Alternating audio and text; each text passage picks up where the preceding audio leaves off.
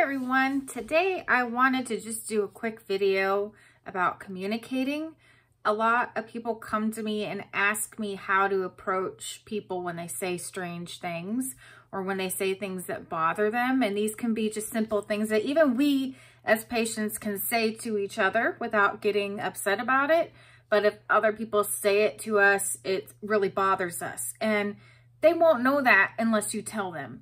So how I've helped people is I ask them to tell me what they want to say. And sometimes it can be harsh and mean.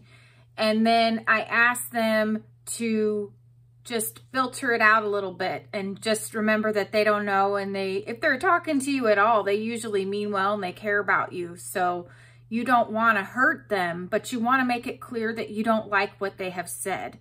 So write down or say to yourself exactly what you want to say. And that may have lots of curse words and it may be really mean, and then filter it and just narrow it down to make it very clear. Like somebody asks you, how is the cancer battle going? And maybe you're somebody who doesn't really want to think about it. You're doing well, or maybe you're not doing well, but you just don't want this particular person asking you about it. You just tell them, hey, thank you for asking me and checking in on me. However, this is not something that I want to talk about. I just want to focus on myself and I'm not openly talking about it. So if you wouldn't mind, please don't ask me about this anymore. How are you doing? Just try to filter it so you're not being mean. And unless you really don't like the person and you want to be mean and tell them to F off, go for it.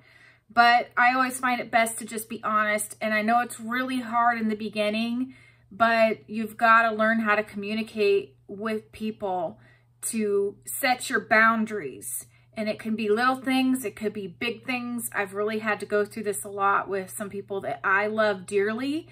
And it's just, this is my journey, it's your journey. And you have to do it your way and what's best for you.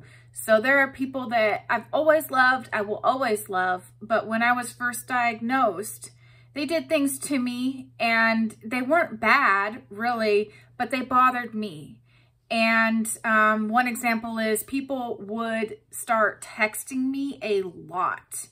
And text after text after text. And some people, they would call me a lot. And there are very few people I actually just want to communicate with all the time.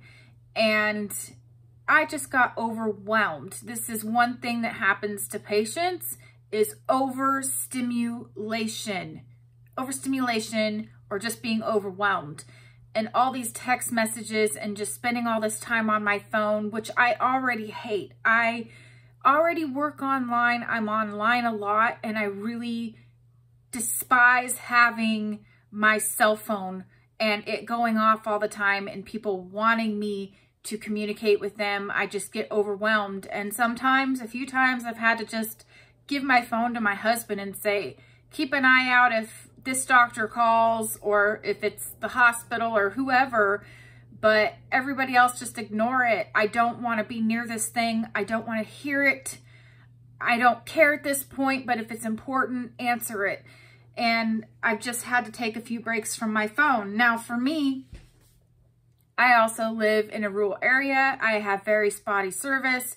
Most of my calls are dropped and I just get really frustrated because when they're not dropped, I have like 30 seconds of hearing the person and then 30 seconds of dead silence and then it goes back and forth. And so people think I don't want to talk to them. It's not personal. It's frustrating for me. I have to stay in a certain room in my house, which I don't want to stay in. I like to be out in my house and see my views and stuff. And I just don't like to be on the phone. And I don't like feeling like I have to respond to everybody. So it does get overwhelming. So what I did was I just told those people, I love you. I appreciate you. Thank you for reaching out to me. But I'm overwhelmed and I don't want to receive any more texts. I will reach out to you when I'm ready. And they have responded well and they understood and they have respected my wishes in most cases. So you just have to find a way to speak for yourself. I don't recommend being mean, but if that's how you have to be with some people, they just don't get it until you're mean. Sometimes you have to be the jerk.